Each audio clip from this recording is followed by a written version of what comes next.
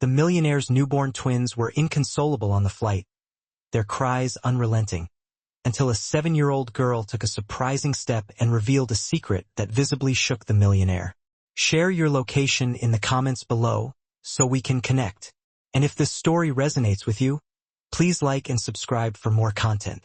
Flight 1982 to San Francisco had barely reached the 30-minute mark when the twins erupted in a symphony of wails. These weren't your typical baby whimpers. They were high-pitched, piercing cries that sliced through the cabin's hum like emergency sirens. Richard Blackwood, tech mogul and recently a single father, looked as though he hadn't slept properly in weeks. The dark circles under his eyes were pronounced as he tried to soothe 6-month-old Lucas and Lily, cradling one in each arm. "I've tried everything," he murmured to a nearby flight attendant, his voice strained. "Formula, diapers, rocking. Nothing seems to work." Sympathetic glances quickly turned into annoyed stares as the crying intensified. Richard had splurged on first-class tickets, but no amount of money could buy a soundproof bubble. The flight attendant, in an attempt to be helpful, suggested a stroll through the cabin might calm them.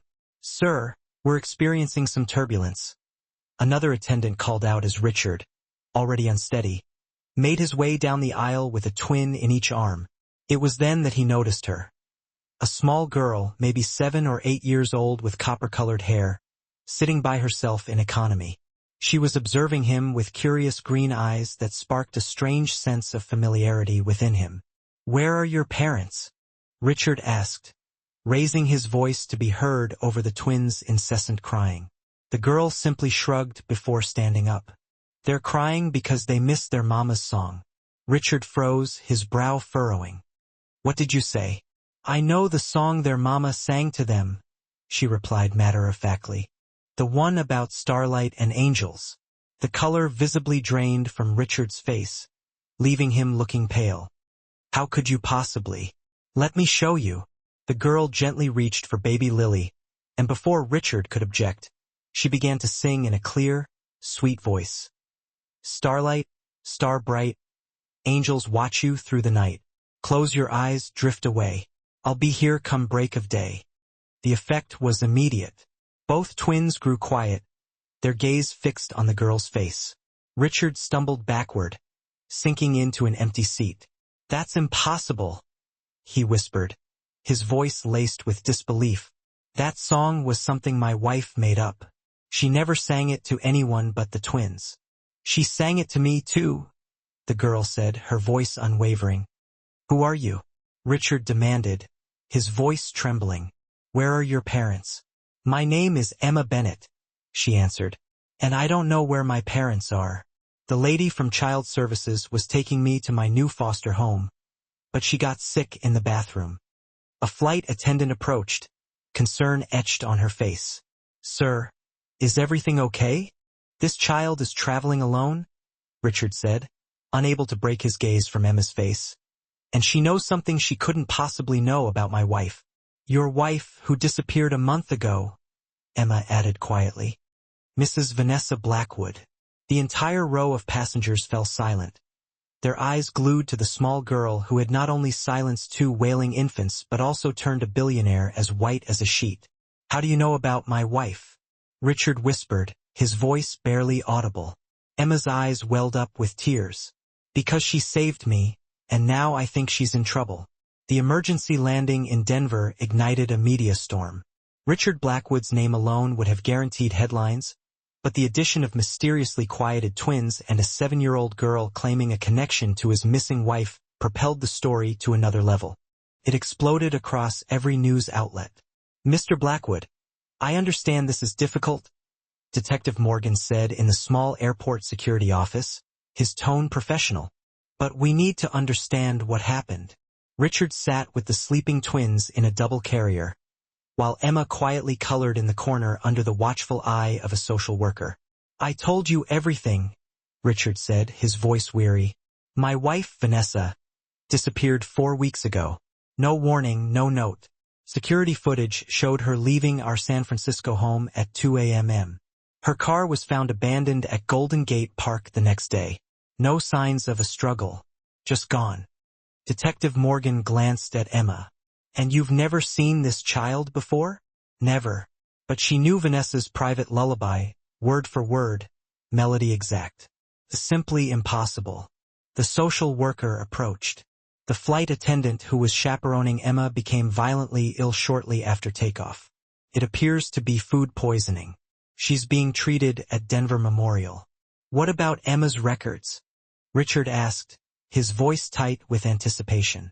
That's where things get strange, the detective replied.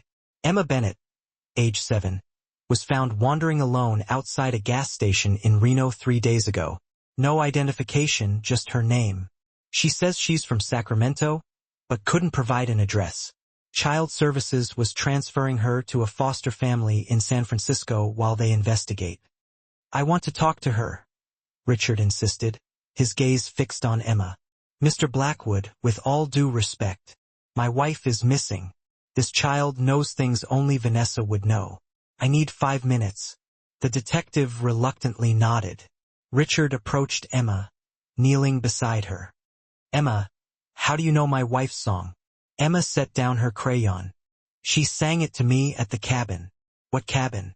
In the woods. She said it was a secret place. She has pictures of the twins everywhere. Richard's heart began to pound. When did you see her last? 3 days ago. She told me to find help. Gave me money for food. Said bad men were coming. Did she say who? Did she mention any names? Emma's face clouded over with concern. Just that they worked for the man with the snake tattoo, the man who wanted her research. Richard's blood ran cold. Vanessa had been leading a groundbreaking pharmaceutical study before her disappearance, a potential breakthrough for treating early-onset Alzheimer's. Her research partner, Vincent Drake, had a serpent tattoo winding up his forearm. Emma, this is important. Can you find this cabin again? The girl nodded. It's by a lake with a big rock shaped like a turtle. Richard turned to the detective. I know where that is. Vanessa's family had a property at Lake Tahoe. She sold it years ago. His phone rang, displaying an unknown number. Hello, Richard. The voice was barely a whisper, but he'd recognize it anywhere. Vanessa, where are you? Don't trust Drake. The formula works too well. They'll do anything. The line went dead. Richard stared at Emma, who was watching him intently. She called you, didn't she? The girl asked. She said she might try. Mr. Blackwood, the detective interrupted. We've got a problem. According to Sacramento records, Emma Bennett died in a house fire with her parents 2 years ago. The Blackwood estate in San Francisco's Pacific Heights neighborhood resembled a fortress, with security personnel patrolling the perimeter. Inside, Richard paced the nursery floor, watching the twins sleep peacefully for the first time in weeks. You should rest too, said Martha, the twins' nanny, from the doorway. You look exhausted. I can't, Richard replied, his voice tight with worry. Not until I figure this out. After intense negotiation, Richard had convinced authorities to let Emma stay with him temporarily. His wealth, influence, and the uncanny connection to his missing wife had swayed them, though a social worker would be checking in daily. Where is she now? Richard asked. In the guest room. That child barely spoke 2 words during dinner. She just kept looking at the family photos. Thanks, Martha. I'll check on her. Richard found Emma sitting cross-legged on the bed, carefully examining a framed photo of Vanessa. You miss her, Emma said. It wasn't a question. Very much, Richard replied, sitting beside her. Emma, I need you to tell me everything. How did you meet my wife? Emma gently placed the photo down. I was scared and hiding. She found me and said she'd keep me safe. Hiding from what? The men in the black car. They were looking for me after the fire. The fire that supposedly killed you and your parents? Emma nodded. My real name is Emma Winters. My daddy was a scientist like your wife. They worked together sometimes. Richard struggled to process this information. Dr. Daniel Winters had been on Vanessa's research team before the lab accident last year. It wasn't an accident, Emma said softly. The bad men made it happen because Daddy found out their secret. A chill ran through Richard. Daniel Winter's death had devastated Vanessa. The lab explosion had been ruled accidental, but Vanessa had harbored doubts. "Emma, why did they want you?" "Because I remember everything. Every word. Every picture. Everything I see or hear." Daddy called it eidetic memory. The men wanted what I saw in Daddy's office. The implications stunned Richard. If Emma had seen her father's research and could recall it perfectly. "The night of the fire," Richard began carefully. "Did someone help you escape?" Emma nodded. "A lady police officer. She said I needed to disappear. Gave me a new last name. She brought me to different places until the bad men found us again. Then your wife took me." Richard's phone buzzed with a text from an unknown number. "Satellite house? Vault code? Twins' birthday. Hurry. Emma, would you recognize the men if you saw them again?" Before she could answer, the security system blared. Martha burst into the room. "Someone's breached the perimeter. Security says 3 armed men." Richard grabbed Emma's hand. "We need to go now." He rushed to the nursery, scooping up the twins. The house's panic room would be the obvious destination, making it too dangerous. "Follow me," Richard commanded, leading them to his study. He pressed a hidden panel, revealing a narrow staircase. Vanessa had insisted on multiple escape routes. They descended into a garage containing an unmarked sedan. "Get in. This car isn't registered to me." As they sped through a concealed exit, Emma pointed at Richard's buzzing phone.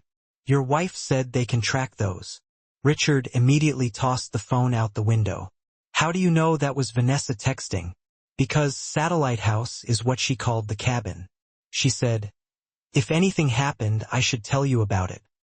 As they merged onto the highway, Richard checked the rearview mirror. No one seemed to be following them. "Emma, do you know what was in my wife's research that people would kill for?" The girl stared out the window at the night sky. "She called it Neosony, the memory drug. She said it could help people remember, but some people wanted to use it to make people forget." Lake Tahoe's waters reflected the moonlight as Richard drove the winding road toward Emerald Bay. Emma had fallen asleep in the back seat beside the twins, who remained mercifully quiet after their bottle feeding at a remote gas station. Richard's mind raced through the events of the past 24 hours. The coincidence was too perfect. A child with an extraordinary memory appearing just after his wife's mysterious disappearance and cryptic text about her research. Had Vanessa planned this? Was Emma some kind of living backup for her work? The cabin came into view, a modest A-frame structure nestled among towering pines. True to Emma's description, a turtle-shaped rock formation was visible at the lake's edge. "Emma," Richard whispered, gently waking her. "We're here." The girl's eyes flew open, instantly alert. "There should be a blue lantern by the door if it's safe." Richard scanned the property. No lantern. "Stay in the car with the twins." He approached cautiously, noting that the cabin appeared undisturbed. Using the flashlight on the burner phone he purchased, Richard examined the door. No signs of forced entry. The twins' birthday, November 12th. He punched 1112 into the electronic lock. The door clicked open. Inside, the cabin was tidy but showed clear signs of recent habitation. Photos of the twins and Richard covered one wall. Research papers were neatly stacked on a desk. A makeshift laboratory had been set up in what should have been the dining room. "Vanessa," Richard called softly. No response. Emma appeared in the doorway, carrying one of the twins. "She's not here," the girl said simply. "But she left something for you." "I told you to stay in the car," Richard said, taking baby Lucas from her. Lily started fussing. "I knew how to help." Emma pointed to a painting of the lake. "Look behind that." Richard shifted the painting, revealing a wall safe. Again, he entered 1112. Inside was a flash drive, a leather-bound journal, and a sealed envelope with his name on it. With trembling hands, he opened the letter. "Richard, if you're reading this, Emma found you. Trust her. She's extraordinary in ways you can't imagine. What we discovered is both miraculous and dangerous. Drake and his investors plan to weaponize Numos. The formula in its current state can enhance memory, but they've developed a reverse application that can target and erase specific memories. Think of the implications. Witnesses who can't remember crimes, soldiers who forget classified information, political opponents who forget their convictions. They tested it on unwilling subjects. I discovered the truth and had to disappear. The complete formula exists in only 2 places: my encoded research notes on this drive and Emma's perfect memory. She witnessed Daniel's original breakthrough before the accident. They tried to eliminate both Winters to cover their tracks, but Emma survived. I'm being watched too closely now to contact you directly. By the time you read this, I'll have moved again. The cabin isn't safe anymore. The twins are targets, too. The prenatal version of Neo-Sony I was exposed to during early development means they could have inherited enhanced memory capabilities. Drake knows this. Find Dr. Julia Chun at Berkeley. She's the only other person who knows the truth. She can verify everything. I love you.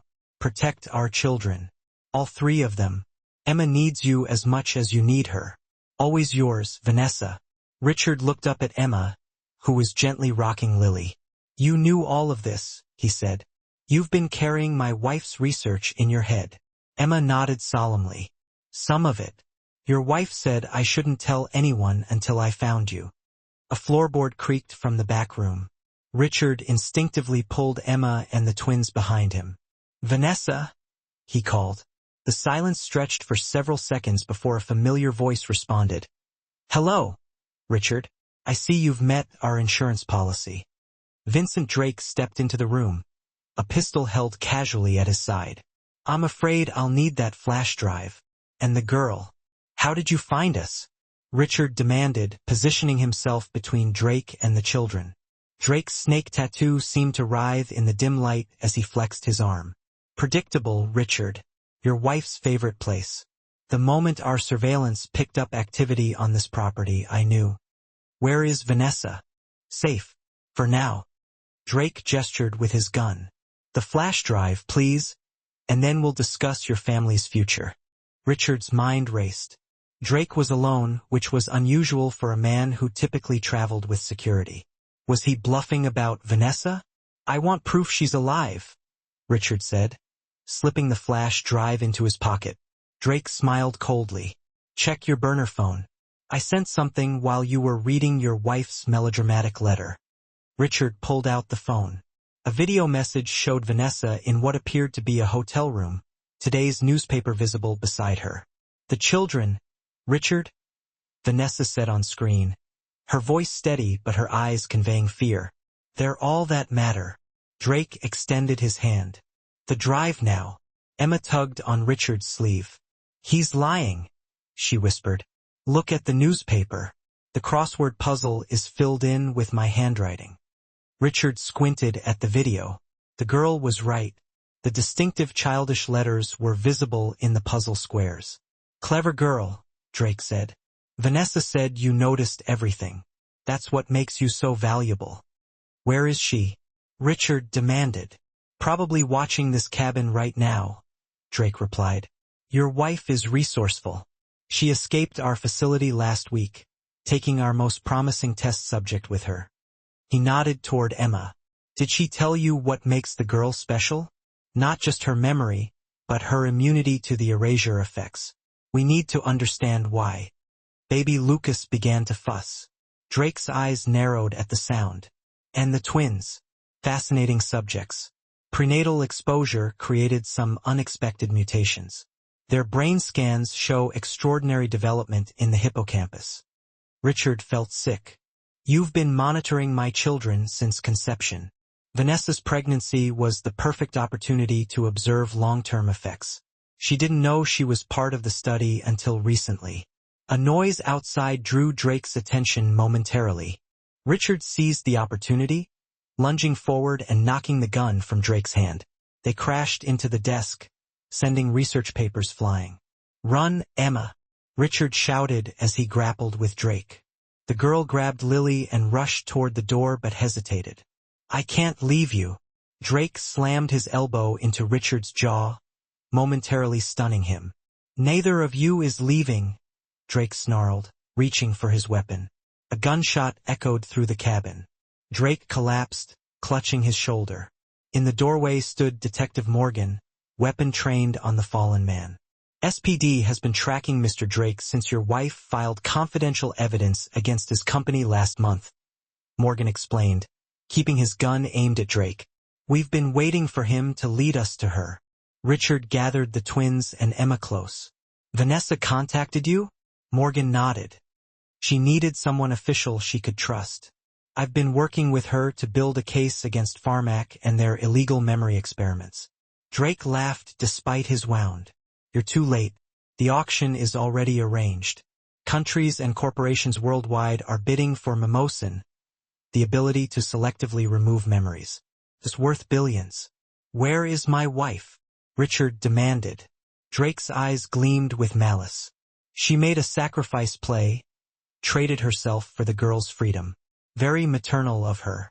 Considering what? Richard pressed. Drake smiled through his pain. Ask the detective what else your wife shared with him about Emma's true identity. Richard turned to Morgan, who couldn't meet his eyes. There's something you should know, Morgan said quietly, about Emma's connection to your family. Emma stepped forward, her small face solemn. It's okay. I remember now. All of it. She took Richard's hand. 3 years ago, before the twins, you and Mrs. Blackwood had another baby. The doctors said she died after birth. But she didn't. Richard staggered backward, disbelief washing over him. What are you saying? Project Neosony began with me, Emma said. I was patient 0. 3 days later, Richard sat in Dr. Julia Chen's Berkeley office, struggling to process everything he'd learned. The twins slept peacefully in their stroller while Emma colored intricate patterns in a notebook, patterns that Dr. Chun explained were molecular structures from Vanessa's research. The DNA test confirms it, Dr. Chun said gently. Emma is biologically your daughter. Richard stared at the results. How is this possible? We were told our first child died from complications. Because Pharmac needed a newborn subject with specific genetic markers, Dr. Chen explained. Your family history of exceptional memory combined with Vanessa's neurological research made your child the perfect candidate.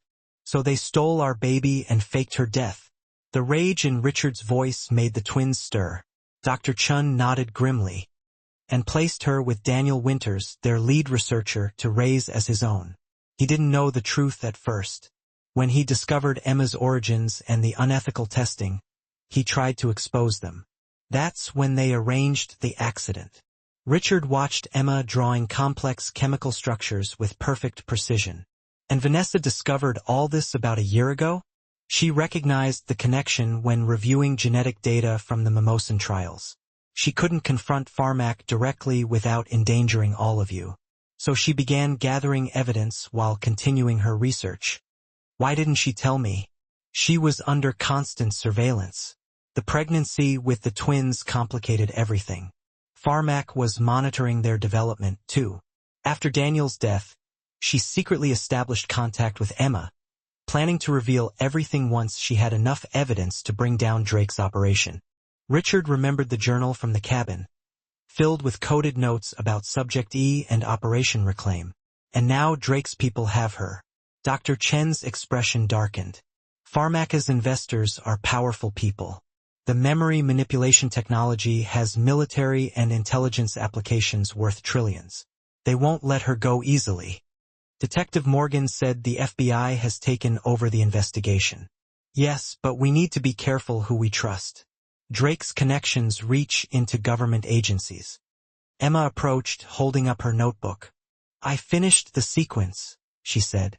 The page contained what looked like a complex mathematical equation. Dr. Chen gasped. This is the stabilization formula Vanessa was working on. The missing piece that prevents memory degradation after enhancement. Richard studied his daughter.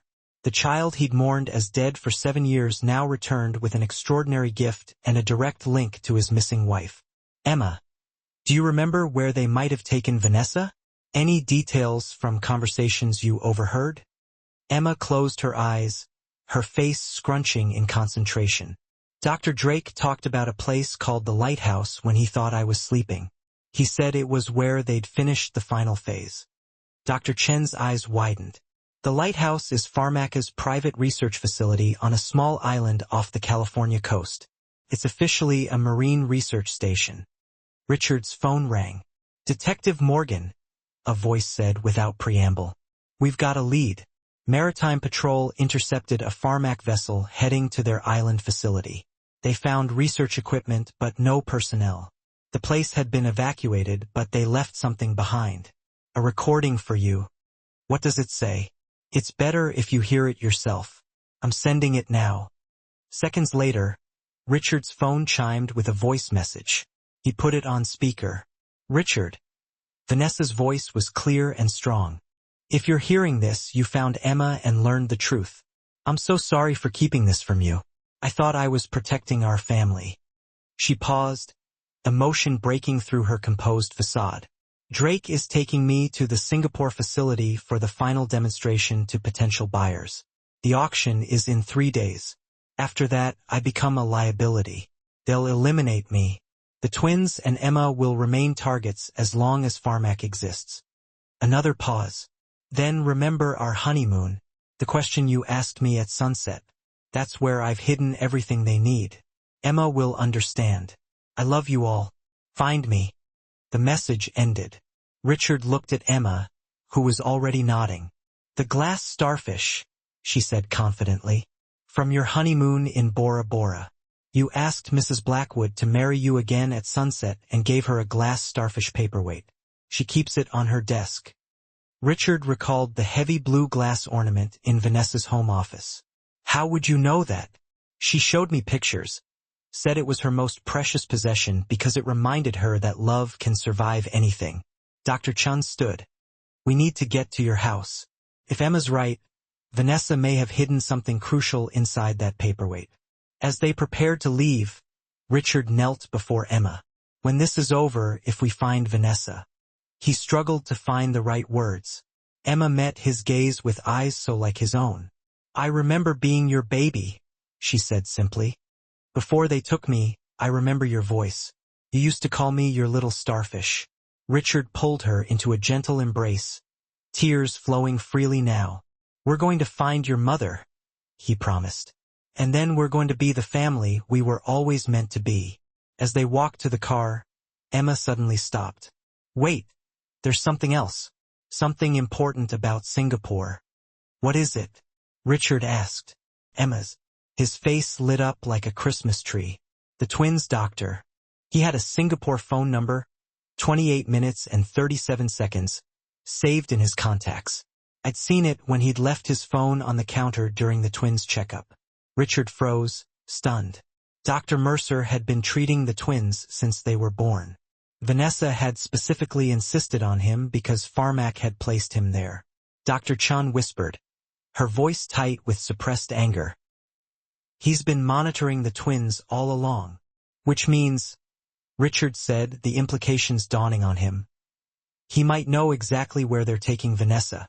Dr. Andrew Mercer's Pacific Heights medical office was locked up tight when Richard arrived with Emma, 29 minutes and 11 seconds, and the twins. Detective Morgan accompanied them, flashing his police credentials to gain access to the building. "His receptionist says he left suddenly for a conference yesterday," Morgan informed them, as he expertly jimmied the lock to the doctor's private office. "Didn't even cancel his appointments, just disappeared." The office was meticulously organized. Diplomas from prestigious medical schools hung on the walls, and family photos showed a picture-perfect wife and 2 sons. Everything seemed perfectly normal. 29 minutes and 45 seconds.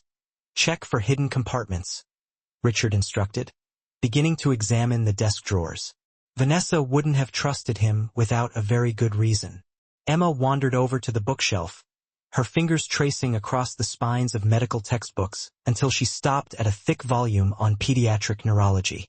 "This one," she said confidently, pulling it from the shelf. The book fell open, revealing a hollowed-out interior containing a burner phone and a small vial filled with a clear liquid. "How did you know?" Richard asked, 30 minutes and 18 seconds. Amazed. It's the only book with dust on top, but not on the edges, Emma explained matter-of-factly. Someone takes it out regularly. Detective Morgan carefully bagged the vial. We'll have this analyzed immediately. Richard examined the phone, finding only one number in the call history. He pressed dial and put it on speaker. After 3 rings, a computerized voice answered, "Authentication required." Emma stepped forward without hesitation. Patient 0. Trial sequence. Alpha 97, 0:30 and 53 seconds Tango. Pause followed. Voice pattern recognized. Proceed with security question. The first memory is always the deepest, Emma recited. Authentication complete. Secure line established. A new voice came through, a woman with a slight British accent. This is Dr. Eliza Hammond. Who am I speaking with? Richard Blackwood. I'm looking for my wife, Vanessa. A sharp intake of breath followed. Mr. Blackwood. Vanessa said you might call. Is Emma with you? I'm here, Emma confirmed. Thank God. Listen carefully. 31 minutes and 31 seconds. I'm Vanessa's contact inside Pharmac Singapore. She's being held in the research wing, sublevel 3. The demonstration is scheduled for tomorrow at 9 a.m. local time. What exactly are they demonstrating? Richard asked. The complete Nimacin system, memory enhancement, and targeted erasure. They're using Vanessa as the subject to prove its efficacy. She'll be conscious but compliant during the procedure. Richard's blood ran cold. They're going to erase her memories.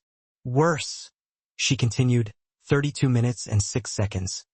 They're showcasing the precision by erasing only her memories of her children. You, the twins, and especially Emma. It's the ultimate demonstration of control, removing specific emotional attachments while leaving technical knowledge intact. Emma gasped, her small hands clutching Richard's arm. How do we stop this? Richard demanded, his voice tight with urgency.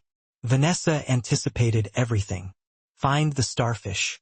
Inside is a failsafe, a formula that neutralizes Nimacin and permanently protects against memory manipulation. 1 dose for each of you. 32 minutes and 44 seconds. Like a vaccine? Morgan asked. Exactly, but you must hurry. Drake suspects I'm helping Vanessa. My cover won't last much longer. What about security at the facility? Richard asked.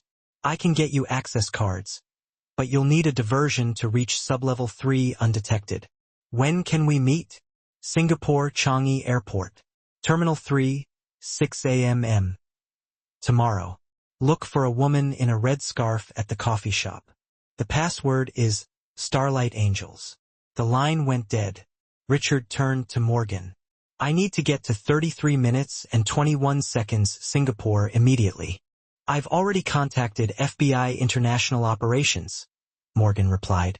They're coordinating with Singapore authorities, but officially, their hands are tied. Pharmac has powerful political connections. I'm not waiting for official channels.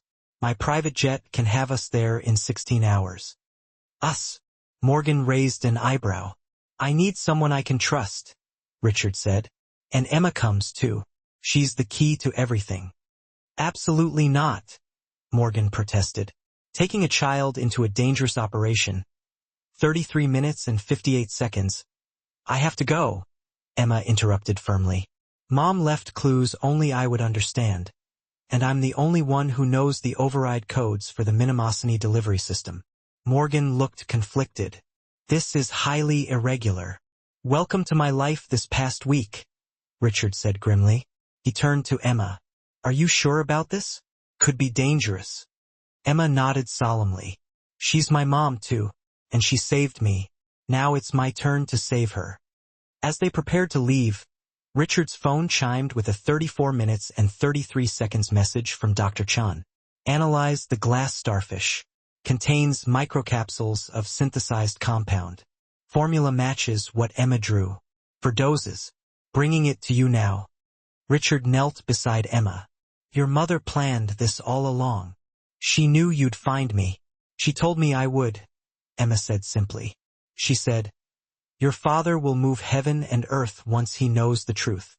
Richard felt a surge of determination flood through him. For 7 years, he'd mourned a daughter he thought was dead. For 1 month, he'd 35 minutes and 10 seconds searched for a wife who had disappeared.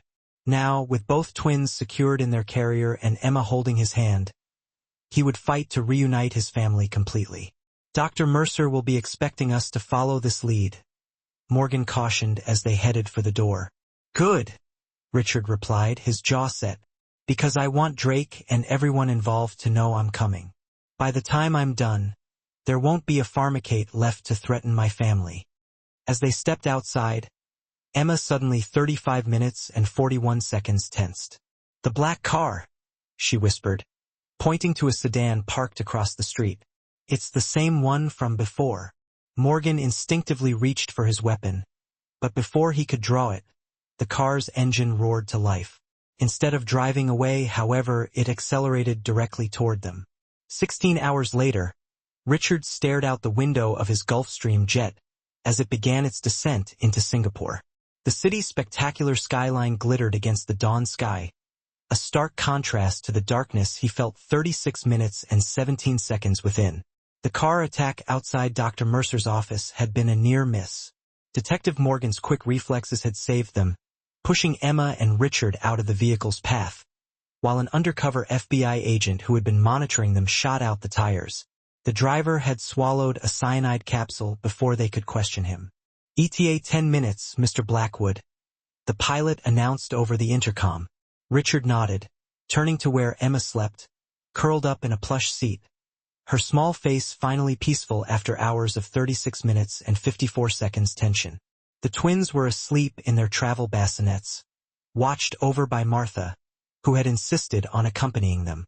You should wake her, Detective Morgan said, checking his weapon for the 3rd time. We need to review the plan. Richard gently touched Emma's shoulder. Emma, sweetheart, we're almost there. She awoke instantly, fully alert. A skill Richard had noticed she possessed. No groggy transition from sleep to wakefulness. Did I miss anything? She asked, sitting up. No, but we need to go 37 minutes and 31 seconds over everything one more time. Dr. Chun joined them, spreading out blueprints of the Pharmac Singapore facility that FBI contacts had procured. The research wing is isolated from the main building, she explained. Security checkpoints here, here, and here. Sublevel 3 can only be accessed via this elevator, which requires biometric authentication. That's where Dr. Hammond comes in, Richard said. If she gets us access cards as promised. Morgan looked skeptical. We're placing a lot of faith 38 minutes and 6 seconds in someone we've never met. Vanessa trusted her, Emma said simply, as if that settled the matter. Richard checked his watch. We land in minutes. Martha will take the twins to the hotel while we meet Dr. Hammond. And the doses? Dr. Chin asked. Richard patted his breast pocket, where 4 small vials of clear liquid were securely stored. Ready. 1 for each of us before we enter the facility. I've analyzed its composition, Dr. Chun said. It's remarkable.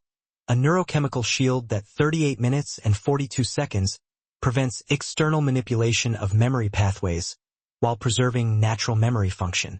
Will it protect Mom in time? Emma asked. Dr. Chun hesitated. If we can administer it before the demonstration, yes, but once memories are erased, they can't be recovered, Emma finished quietly. The plane touched down with barely a bump. As they taxied toward the private aviation terminal, Richard's phone buzzed with a message from an unknown number. Change of plans. Meeting compromised. Go to Marina Bay 39 minutes and 17 seconds Sands. Room 3318. 1 hour.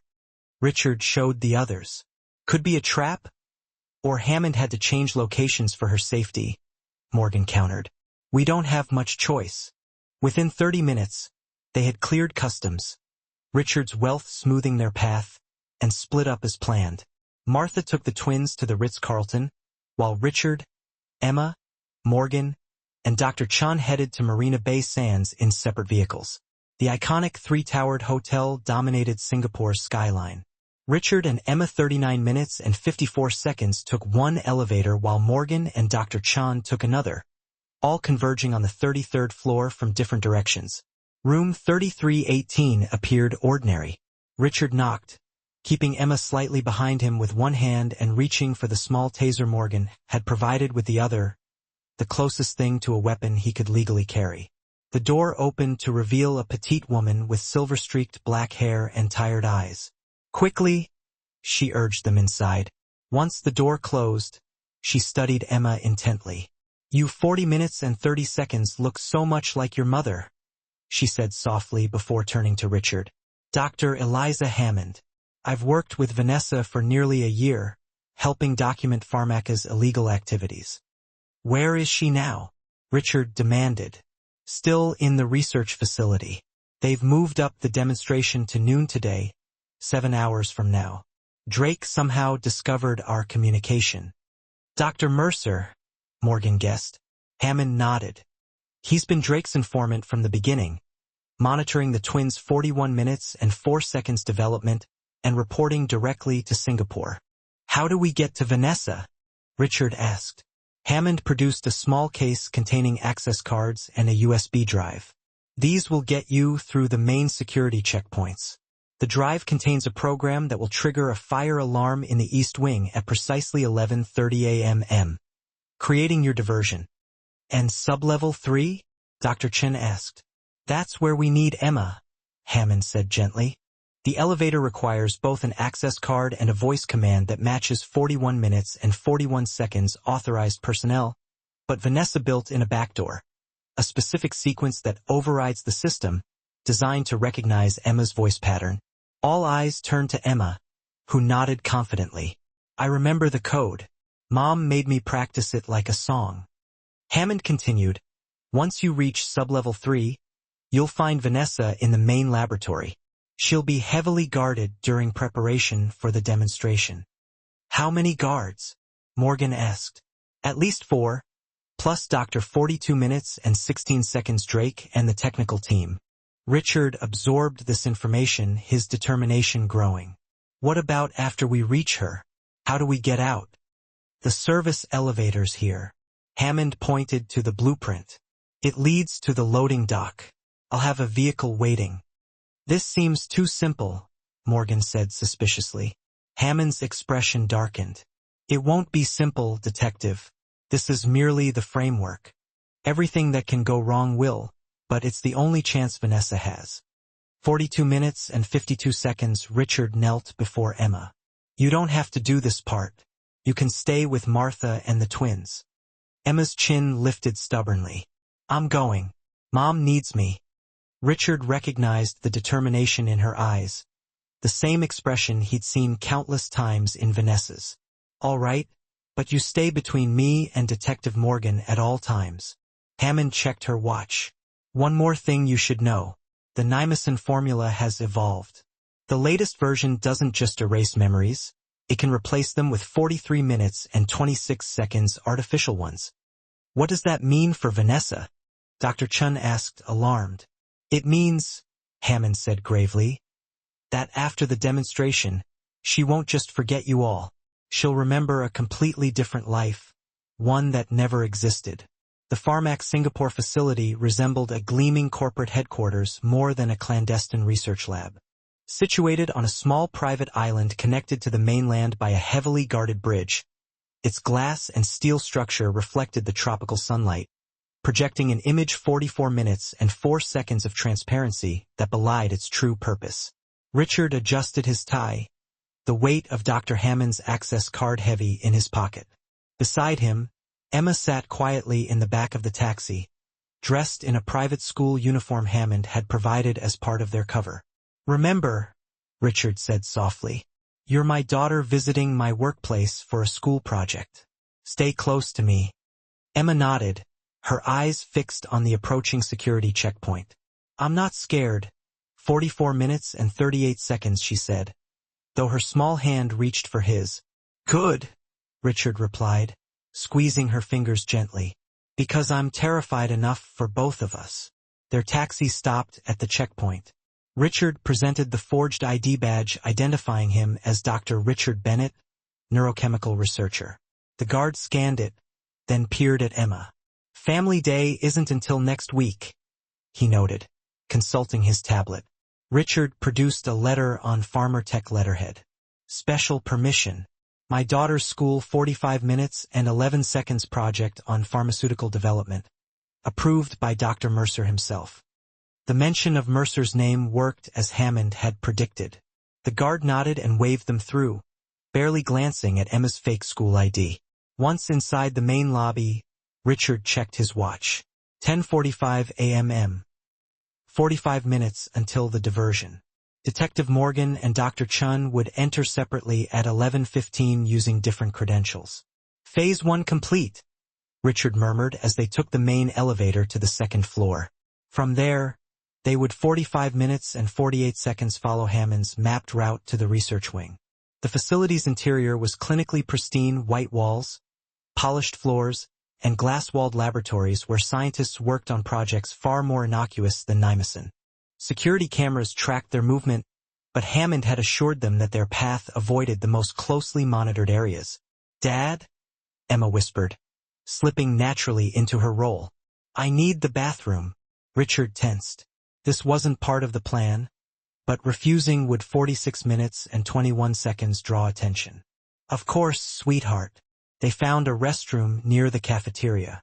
Richard waited anxiously outside the women's door, checking his watch repeatedly. 10:52 a.m. When Emma emerged 5 minutes later, her expression had changed. "Blue lantern," she whispered. Richard froze, the code phrase from the cabin, indicating danger. "What did you see?" he asked casually, taking her hand and leading her toward a display of Pharmac consumer products. "Dr. Drake," she murmured. "In the 46 minutes and 57 seconds cafeteria. He looked right at me." Richard's heart pounded. Had Drake recognized her? Did he say anything? Make any move toward you? No. He was talking to a woman, but he stared at me for too long. Richard pressed the silent alert button on his phone, 3 rapid taps that would signal Morgan. Change of plans. We move now. They abandoned their leisurely pace, moving purposefully toward the east wing. Richard's phone vibrated with Morgan's response. In position, proceeding to sublevel 47 minutes and 33 seconds access. The research wing entrance required the first specialized access card. Richard swiped Hammond's card, and the door opened with a soft hiss. Beyond lay a corridor noticeably different from the public-facing areas: fewer windows, more security cameras, and numbered laboratory doors. "Almost to the elevator," Richard encouraged as they rounded the final corner. They stopped short. Dr. Andrew Mercer stood before the elevator, flanked by 2 security guards. "Mr. Blackwood," Mercer said pleasantly. "And Emma, how wonderful to 48 minutes and 13 seconds see you both. Though I must say I'm surprised by this visit." Richard pushed Emma slightly behind him. "Dr. Mercer, we were just touring the facility. With access cards to our restricted research wing. How enterprising." Mercer's smile never reached his eyes. "Did you really think we wouldn't be monitoring for unusual access patterns after Dr. Hammond's recent indiscretions?" "Where is my wife?" Richard demanded, dropping the pretense. Preparing for a groundbreaking 48 minutes and 45 seconds demonstration, one that will revolutionize therapeutic memory management. Mercer gestured to the guards. "Please escort Mr. Blackwood and the child to conference room E. Dr. Drake will want to speak with them personally." Just as the guards moved forward, the building's fire alarm shrieked to life 30 minutes ahead of schedule.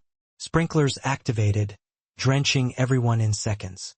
In the momentary confusion, Detective Morgan appeared behind Mercer, his FBI credentials displayed. "Federal agent.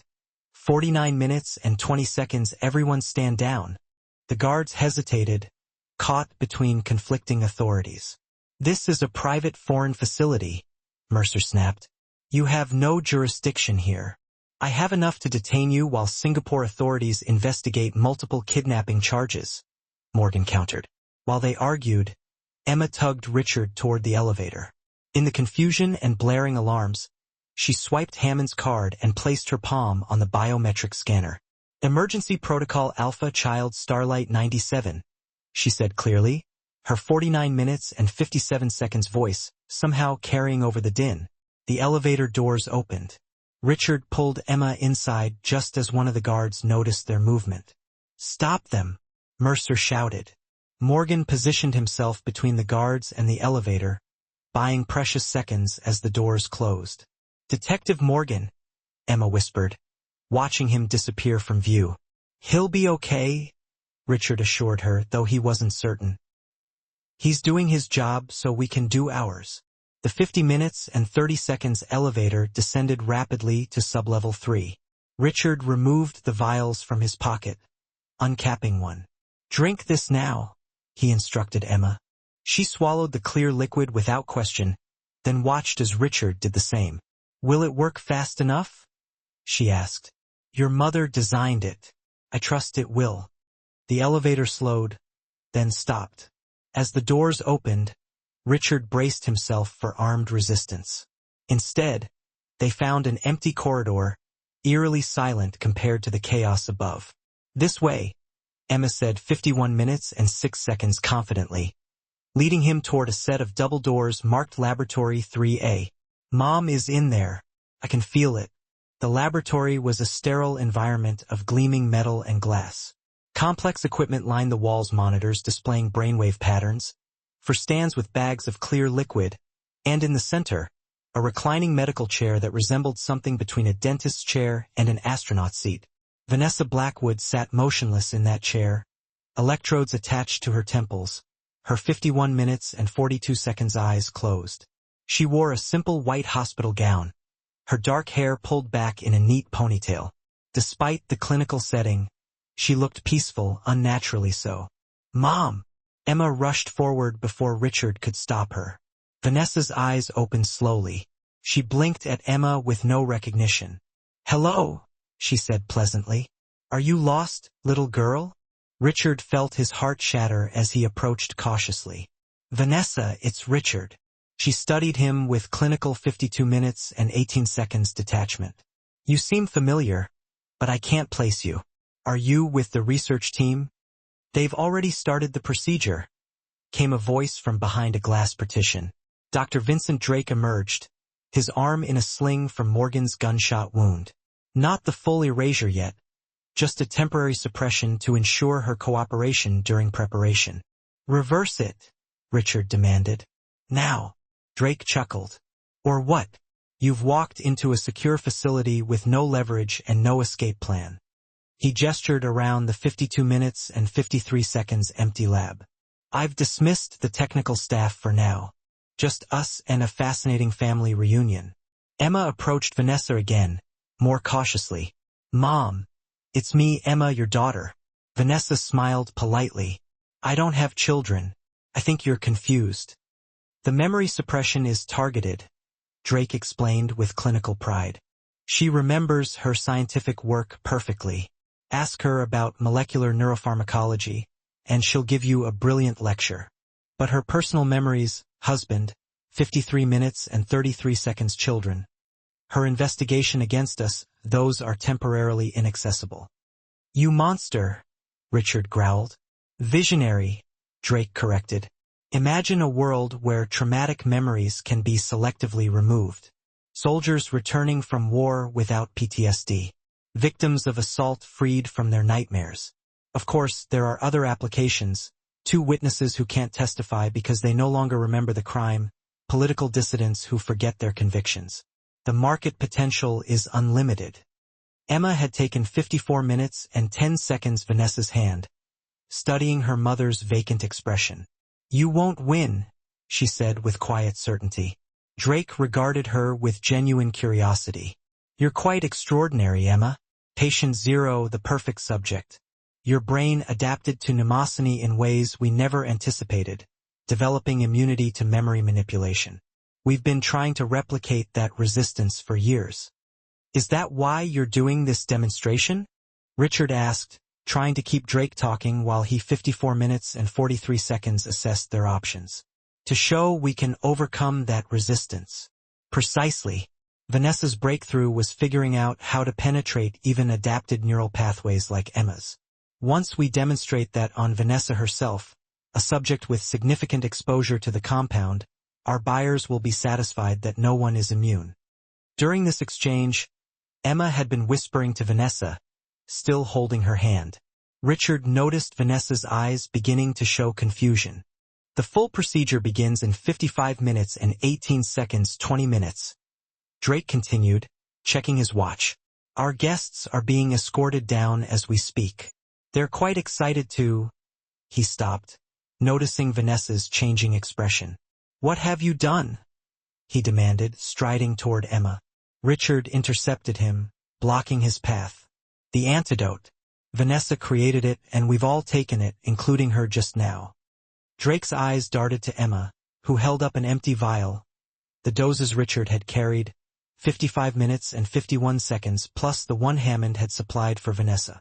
While Richard had kept Drake talking, Emma had administered it. Impossible, Drake hissed.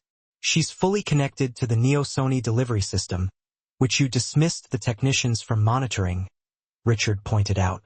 Amateur move, Drake. Vanessa's confusion was deepening, her eyes darting between Richard and Emma with growing recognition. Richard, what's happening? Where are the twins? Safe, Richard assured her. Emma's been 56 minutes and 24 seconds taking care of all of us. Drake lunged toward a red emergency button on the wall, but Richard tackled him before he could reach it. They crashed into an equipment cart, sending vials and instruments clattering to the floor. Emma, disconnect your mother, Richard shouted as he grappled with Drake. Emma quickly began removing the electrodes from Vanessa's temples while explaining in rapid technical terms what was happening. Despite her age, she demonstrated a perfect understanding of the medical equipment. Drake fought with 56 minutes and 58 seconds, surprising strength for an injured man. You have no idea what forces you're challenging, he snarled. Pharmac has government contracts worldwide. You'll never be safe. We don't need to be safe from Farmer, Richard replied, pinning Drake against the wall. Because after today, Pharmac won't exist. Behind them, Vanessa was now free of the equipment, standing unsteadily with Emma's support. The evidence, she said, her voice strengthening. Emma, the backup sequence. Emma nodded and moved 57 minutes and 32 seconds to a computer terminal, her fingers flying across the keyboard with practiced ease. Initiating Protocol Lighthouse, she announced. Alarm lights began flashing as screens around the laboratory displayed security breach warnings. What are you doing? Drake demanded, struggling against Richard's grip. Sending every piece of evidence we've gathered to regulatory agencies worldwide, Vanessa explained, moving to stand beside Emma. Clinical trial violations, illegal human testing, corporate espionage, kidnapping, faked 58 minutes and 10 seconds deaths. All documented meticulously over the past year. You're bluffing, Drake sputtered. Those files are secured behind unbreakable encryption. Encryption I designed, Vanessa reminded him, with a backdoor only my daughter could access. Emma completed the sequence with a flourish. Transmission complete. Blockchain verification initiated. The evidence is now permanently recorded and distributed. The laboratory doors burst open as security personnel flooded in, weapons drawn. Richard braced for the worst. Federal agents, a familiar voice announced. Detective Morgan stepped into the room behind the security team, now followed by several official-looking individuals in crisp suits. Everyone, stay right where you are. Drake seemed to deflate in Richard's grasp. This is a sovereign corporate facility. You have absolutely no authority here. Actually, interrupted a distinguished-looking Singaporean man in a crisp police uniform, we have every authority. Singapore does not tolerate illegal human experimentation of any kind. Dr. A. Vincent Drake, you are under arrest for multiple violations of international law. As Drake was handcuffed and led away, Richard finally released the breath he'd been unconsciously holding. He turned to find Vanessa standing completely unassisted, her eyes clear and sharply focused. Richard, she whispered, opening her arms in invitation. He embraced her fiercely, holding her tight. 7 long years of heartbreaking loss and 1 month of desperate, frantic searching, all culminating in this very moment. "You found your way back to us?" he murmured softly into her hair, his voice thick with emotion. "No," Vanessa corrected gently, reaching one arm out to include Emma in their embrace. "Our daughter brought us back to each other. She's the real hero here." 1 week later, the Blackwood family gathered in Richard's beautifully restored San Francisco home. No longer a sterile fortress, but a warm and inviting sanctuary, filled with love and laughter. The living room, once minimalist and almost painfully sterile, now contained toys scattered haphazardly across the floor and a heartwarming array of family photos covering nearly every available surface. "They're finally asleep," Vanessa announced with a contented sigh, entering from the nursery where the twins had just been laid down for their afternoon nap. All that excitement from the party completely wore them out. The small, intimate welcome home celebration had concluded just an hour earlier. Dr. Chun, Detective Morgan, and even Dr. Hammond, who had been granted full immunity in exchange for her detailed testimony, had all come to celebrate the family's long-awaited reunion. Richard patted the plush sofa beside him invitingly. "Come sit. You should be resting, too, you know." Vanessa smiled tiredly, settling comfortably beside him and resting her head gently on his shoulder. "I've rested enough. 7 long days in a hospital, being poked and prodded by doctors, making absolutely sure the monotony is completely out of my system. It was a bit much, to be honest." "Mom, look what I found." Emma bounded excitedly into the room, carefully carrying a dusty photo album she discovered in Richard's office. "Baby pictures of me." Richard and Vanessa exchanged a knowing glance as Emma plopped down comfortably between them, eagerly opening the album to reveal adorable newborn photos of a tiny infant with a delicate wisp of bright copper hair. "We thought we'd lost you forever, sweetheart," Richard said softly, his finger gently tracing the faded image of his precious newborn daughter. "They told us you didn't survive the birth. It was the most devastating news I'd ever received." "How did they do it?" Emma asked, her remarkably precocious mind always seeking a deeper understanding. "How did they take me? What was the process?" Vanessa sighed deeply. "I was working for Pharmaca's research division before you were even born. They had been developing some very early experimental versions of Numazin and desperately needed a newborn with specific genetic markers for their initial human trial. When Dr. Mercer discovered my unexpected pregnancy had produced exactly what they were so desperately searching for." She trailed off, the painful memory still so raw and vivid. "They faked your death during a complicated delivery," Richard continued, his voice laced with lingering anger. "I wasn't allowed in the delivery room. It was just standard hospital policy for high-risk births back then, unfortunately. By the time I finally got to see you, they had already switched you with another infant who sadly hadn't survived, and placed me with Dr. Winters, who didn't even know I was stolen, right?" Emma finished piecing together the puzzle. "No," Vanessa confirmed. "Daniel was a truly good man, Emma. When he discovered the devastating truth years later by recognizing your unique genetic markers during some routine testing, he bravely tried to expose Pharmaca's heinous actions. That's when they coldly arranged that terrible accident. But they kept me alive, though," Emma pointed out thoughtfully. "Why not just eliminate me completely, too? Why did they spare me?" "Because you were far too valuable to them, sweetheart," Richard explained gently. "Your brain's incredible adaptation to mimosity made you incredibly unique. You were the key to perfecting their formula and maximizing their profits. You were their prize." Emma considered this complex information with a remarkable composure that still occasionally startled her parents. "And when did you finally figure out I was actually alive?" she asked Vanessa directly. "About 18 months ago," Vanessa replied. "I was meticulously reviewing some genetic data from the Nimacin trials and recognized certain unique markers that could only possibly belong to my own child.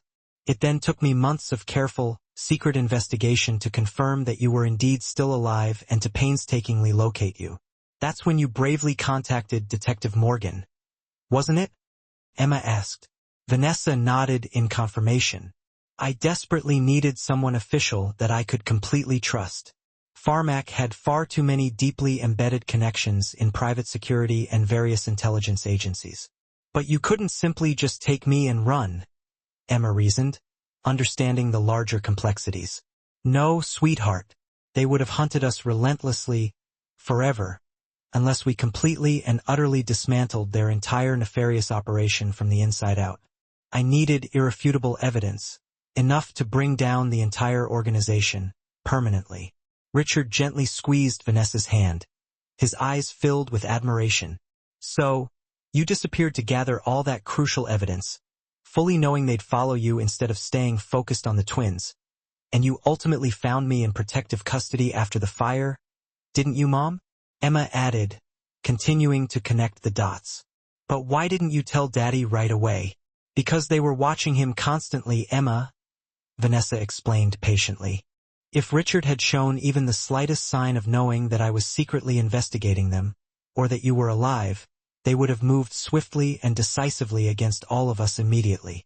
There was simply too much at risk. Richard shook his head in stunned amazement. All this time you were carefully planning 10 steps ahead. It's just incredible to me, Vanessa. I had to, Richard, Vanessa said simply. I was protecting our entire family. That was my only focus, my only priority. Emma carefully closed the photo album, her youthful expression thoughtful. What happens now to Farmac and Dr. Drake? What is their ultimate fate? Farmac's assets have been completely frozen worldwide, Richard replied firmly. Drake and Mercer are currently facing some very serious international charges. The legitimate research, including the potential therapeutic applications of niacini, has been transferred to ethical oversight committees to ensure total transparency. And us? Emma asked, the simple question revealing that beneath her extraordinary intellect and maturity, she was still, at her core, a sweet 7-year-old child desperately seeking security and reassurance. Vanessa gathered Emma lovingly into her arms. We get to finally be a normal family, sweetheart. You'll go to school, make new friends, and actually have a real childhood. The twins will grow up knowing their amazing big sister, and will never, ever be separated again. This family is forever. Promise, Emma whispered softly. Promise? Richard and Vanessa said in perfect unison, their voices filled with unwavering love and commitment. Later that evening, after Emma had finally gone to bed, Richard and Vanessa stood silently in the doorway of the nursery, watching their 3 precious children sleep peacefully. The twins were nestled safely in their cribs, and Emma was sound asleep in a new bed that had been strategically positioned protectively near her younger siblings. She insists on being near them, Richard murmured, his voice full of affection. She says she's actively teaching them to remember everything that's truly important in life. Vanessa leaned lovingly into his warm embrace. She has your incredible determination and your unmatched brilliance. She's truly something special. Richard countered gently. The FBI analysts are still desperately trying to understand exactly how she memorized those complex formulas. It's truly mind-boggling. It's not just the Nimacin enhancements, Vanessa. She's just naturally extraordinary in her own right. She always was, Vanessa said softly, placing a gentle kiss on his temple, just like her mother used to do. Richard turned Vanessa tenderly in his arms. Are you absolutely sure you're okay with all of this, Vanessa? A month ago, you were a single father of twins. Now, you suddenly have a 7-year-old prodigy and a wife who kept some pretty unimaginable secrets. There's a lot to process. A month ago, I was only half alive, Richard corrected her gently. Now, I have absolutely everything I've ever truly wanted. My complete family, finally whole. The house simply doesn't matter to me anymore, Vanessa. I'm just grateful it all worked out. As they quietly closed the nursery door softly behind them, neither of them noticed Emma's eyes flutter open briefly, a small, contented smile crossing her sweet face before she drifted peacefully back to sleep, secure in the comforting knowledge that her beloved family was finally whole at last. 6 months later, Emma Blackwood stood happily at the very edge of the vast Pacific Ocean, the gentle waves lapping playfully at her bare feet as she carefully collected seashells in a small, bright red bucket. The private beach house at Half Moon Bay had quickly become the family's favorite weekend retreat, a peaceful place to begin to heal and to build countless new, joyful memories far away from the lingering shadow of Farmak.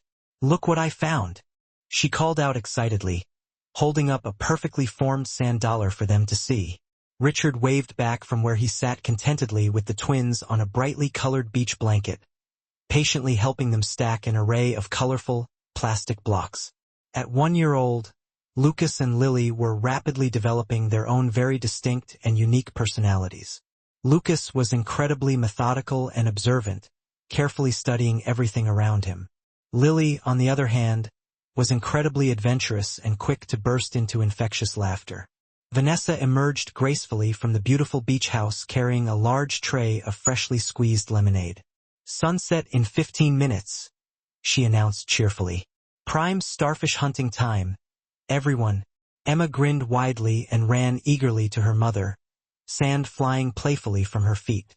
The cherished ritual had quickly become their favorite family tradition, carefully searching for starfish together in the tide pools as the sun slowly dipped below the distant horizon.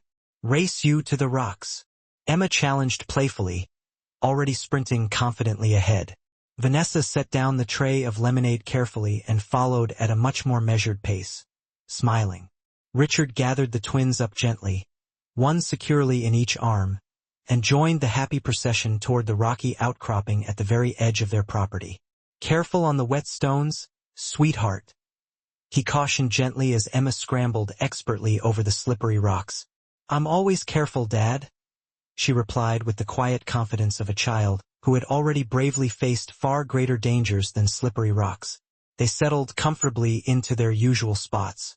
Emma perched precariously on the flattest boulder. Vanessa sat gracefully beside her, pointing out fascinating marine life, and Richard carefully cradled the twins as they watched the colorful spectacle with wide, curious eyes. "Tell the story, Mom," Emma requested sweetly as she did every single sunset. Vanessa smiled softly, knowing exactly which story her daughter meant. It had naturally become their way of carefully processing all that had happened to them, thoughtfully transforming unbearable trauma into a hopeful tale of triumph that even the twins could someday fully understand. "Once upon a time," Vanessa began, her soothing voice carrying softly over the gentle sound of the rhythmic waves, "there was a brilliant scientist who discovered something truly amazing, a unique way to help people remember everything that was truly important in their lives. But some really bad people desperately wanted to use it to make people forget things." Emma continued, having memorized her part of the collaborative story perfectly. "That's exactly right, sweetheart. So, the brave scientist had to be very courageous and incredibly clever to protect what she had created," Vanessa confirmed. "She created a very special formula and carefully hid it inside a beautiful glass starfish." Richard eagerly picked up the narrative thread.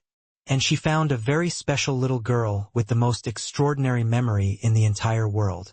Me," Emma announced proudly, making the twins giggle delightedly at her infectious enthusiasm.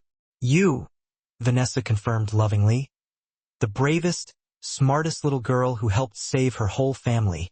As the sun painted the vast sky in brilliant shades of oranges and pinks, Richard marveled at how they had managed to transform their shared ordeal into a comforting bedtime story, one that openly acknowledged the lingering darkness while ultimately emphasizing the enduring light of love and hope. The Farmarmak trials were still ongoing, with Drake and Mercer facing decades in prison. The legitimate aspects of memory research continued under strict ethical oversight, with Vanessa consulting regularly to ensure that the potential therapeutic applications could safely help people without any risk of abuse. Richard had stepped back significantly from the daily operations at his thriving tech company, prioritizing spending precious time with his newly complete and loving family.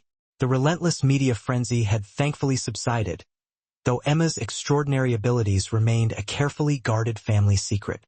"Look, I found one," Emma exclaimed excitedly, gently lifting a small starfish from a shallow tide pool. "It's the exact same color as the glass one from your office, Mom." Vanessa examined it with exaggerated interest. "It's absolutely perfect, sweetheart. Remember, we look, but we always put them back carefully where they truly belong." Emma nodded seriously, thoughtfully returning the small creature to its watery home. "Because everything belongs somewhere, like me." I belong with you guys. Like all of us?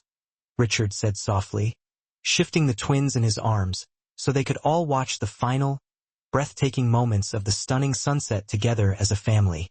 As darkness slowly fell, they happily made their way back to the warmly lit beach house.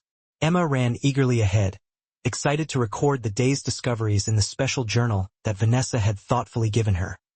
A safe place to carefully store all of her perfect memories by choice rather than by necessity. She's adjusting so well, Vanessa observed quietly. The therapist says she's processing everything in remarkably healthy ways. She gets that incredible resilience from you, Vanessa, Richard replied admiringly. All three of them do. Inside the cozy house, they settled easily into their familiar evening routine. Dinner at the large kitchen table, bath time for the twins with Emma always insisting on helping, then story time all together in the comfortable family room. Later, after all three children were sound asleep, Richard and Vanessa sat peacefully on the deck overlooking the moonlit ocean, 2 glasses of chilled wine on the small table between them. Do you ever think about what might have happened? Richard asked quietly. If Emma hadn't found me on that plane? Vanessa considered this thoughtfully. I actually calculated 67 different scenarios while meticulously planning my disappearance. That particular plane was simply the highest probability for success. A controlled environment, limited escape routes, and I knew your exact flight details. Richard chuckled softly. Always the scientist, Vanessa. But the lullaby. Vanessa's expression softened considerably. That was the mother in me, Richard. I just instinctively knew that if Emma sang it, you'd instantly believe her. Some things simply logic alone can't adequately explain. Richard took her hand gently in his thumb tracing lovingly over her wedding ring, the original one he'd miraculously recovered from her desk after her sudden disappearance. I used to mistakenly think that memory was just simple information storage, he said thoughtfully. But it's actually so much more than that, isn't it? It's who we are. Our deepest connections, our strongest feelings, our profound sense of belonging. That's what Drake never truly understood. Vanessa agreed wholeheartedly. You can't possibly separate memory from identity, from love. That's precisely why his twisted version of mnemosyne was doomed to ultimately fail in the long run. And why yours ultimately succeeded, Richard pointed out gently. You weren't ever trying to coldly control memory. You were diligently protecting it. From down the quiet hallway came the soft, familiar sound of small feet patting lightly on the polished hardwood floor. Emma suddenly appeared sleepily in the doorway, her bright copper hair delightfully tousled from sleep.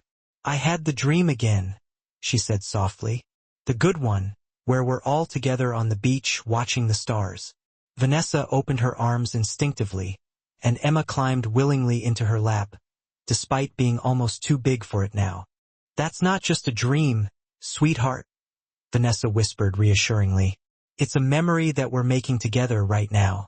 Emma yawned sleepily, nestling comfortably against her mother's shoulder.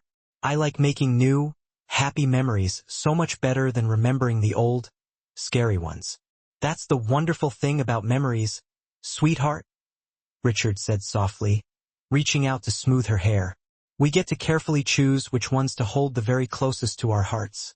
And we have an entire lifetime ahead of us to create countless beautiful new ones together. As Emma drifted peacefully back to sleep in Vanessa's loving arms, Richard gazed adoringly at his wife and daughter, silhouetted perfectly against the starlit ocean. The arduous journey that had brought them here had been unimaginable, filled with profound loss, heartbreaking deception, and constant danger. But as he watched Vanessa softly humming the familiar lullaby about starlight and angels, he knew with absolute certainty that their long and winding story had finally found its perfect ending. Or perhaps, he thought quietly as Emma smiled gently in her sleep, it was actually just the very beginning.